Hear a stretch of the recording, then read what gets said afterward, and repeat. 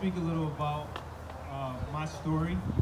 And first, I want to thank the kids that of our student-led Dream Club at Webster Schrader for asking me to speak and believing in my story because it matters.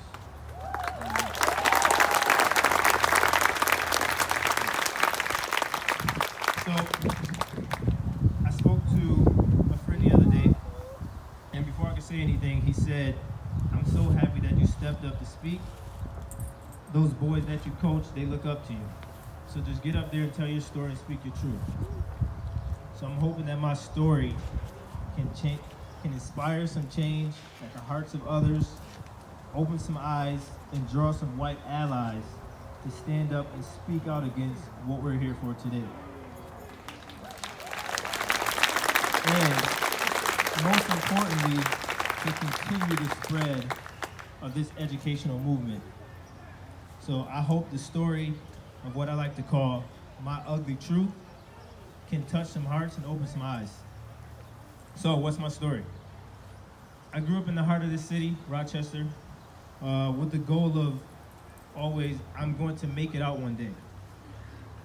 It's like I was in jail or something. And not to an island, not to a place of paradise or great weather, but here, to our Rochester suburbs. And we know why. Because of the nicer things, the educational advantages, all those things that usually result in a more promising future. That's what I was told when I was growing up. So my two parents and other family members drowning in their struggle with crack cocaine addiction. My mother, today, still fighting her battle. My father, been clean since 2011.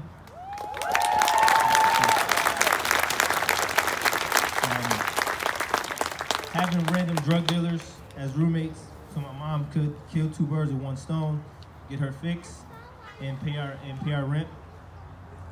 Surviving RPD drug busts in my own home, being woken up by flashlights, guns in our faces, my brothers and sisters, inches away from bullets penetrating our bedroom door during a shootout at my own house. And of course that led to Child Protective Services coming in, taking us away from each other. 6 young kids, once living under the same roof, to never live under the same roofs ever again. And myself never lived in the same house or the same side of the city for more than a few years. Many different schools, countless legal guardians, but luckily raised by the best big brother in the world, who, every time I speak to my brother, I cry, who lived a role model life. So now I want to talk about some privilege. I want to talk about your privilege, my privilege, and some people who are awarded some privilege. So I was lucky enough to move to an apartment in Arundicoit in 2002 to start high school. I was a gifted basketball star, so that separated me from the average black kid. I walked around different because I was awarded something called privilege. Although many incidents in the suburbs reminded me of my skin color, I didn't fight. I didn't stand up for myself. Which means I didn't stand up for the kids who will come after me. I didn't join any diversity clubs because I felt action was the only way to educate. I instead had a mentality of just watch me in the court and you will change your mind about my people. I would say things in my mind like, look, I'm walking down the street with my white friends, so learn from this, get some of our energy, But being in that court for 9 years, high school and college included, I did nothing. I look at it as a waste of a platform and a waste of privilege that I was awarded. Afraid to be uncomfortable and make the white people around me uncomfortable, but not realizing that discomfort promotes growth. And I always wonder why my own family applauded me so much for the steps I've taken in my journey and asked me questions about it like I was some type of informant. But and the many white people who I shared my story with that were shocked. They wondered how I got here, cried sometimes, and said things to me like, I'm such a strong person. I now see that my family looked at me as a person on the inside because they knew that I was one of the few who I like to call infiltrated this racist system. They looked at me as an ally on the inside that will hopefully educate and urge the change of a broken system that they once lived in and that they today still continue to live in. And those white folks who looked at me the way they did, I believe they looked at me that way because they were hearing the product of an ugly system that they were probably aware of. So I've never done anything like this in my life or spoke about anything of this stature, and honestly, I'm ashamed of myself. I'm a black man, I'm 32 years old, and I've never used a minute of my life to actively stand up against racism, racist people, the equality disconnect, and the oppression against my own race. I instead went with the old saying, actions speak louder than words. It wasn't true. I chose to model good mannerisms and kindness. I wanted to show white people that people of color know how to act professionally. I chose to display my inclusiveness by being so publicly proud of my interracial friendships with my friends. I wanted to show white people that there's nothing wrong with this. Hoping that was enough to influence change and combat the fight against the many forms of racism that exist. I now notice that I did not use my platform and privilege to educate the right way. I believe I have a very empowering story and an educational story that I of course lived but did not live out. I wanted to just live my life, use that little bit of privilege I was awarded to just live. But I didn't realize that my story was an educational story that symbolized the overt and covert systems of a racism that created this divide.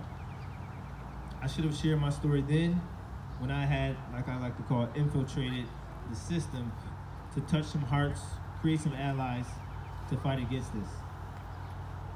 I should have used what I like to call my kid power, my student power, like these young men and women are doing, to encourage some of the white people who I was close with and that were in positions of power, like Mr. Gamina labeled himself, to start to use their privilege to help us in the build towards equality. So I look at myself as I was a simple-minded and privileged person. I chose to, as some of you may have heard this, shut up and dribble, in hopes that my chest bumps, my fist bumps, and my alley-oops to my white friends, teammates, would help bridge this gap. But that could never be enough. I believe that, so today, not today, but again, God gave me the keys to infiltrate this system a second time. I work in the Webster School District. I'm the varsity basketball coach of the Schrader boys basketball program. And this time around, I will no longer allow just standing for racial equality, but standing and stepping up for it and combating the many forms of racism that exist. So,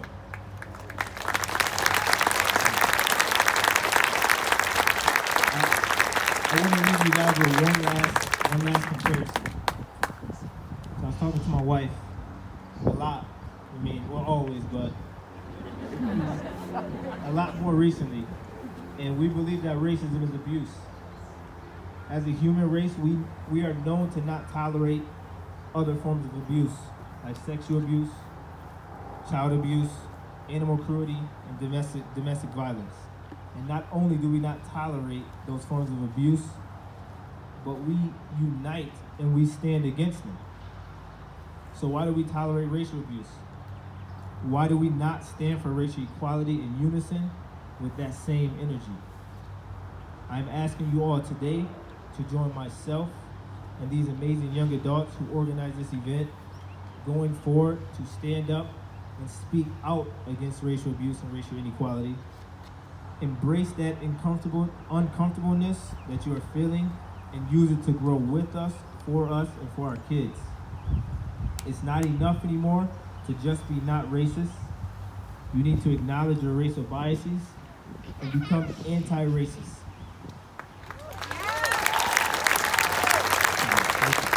This is the last thing.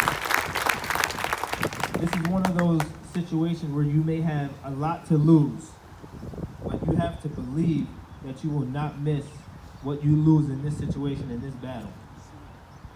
And that being a part of something that is bigger than your individual self has a much more profitable game. Thank you, guys.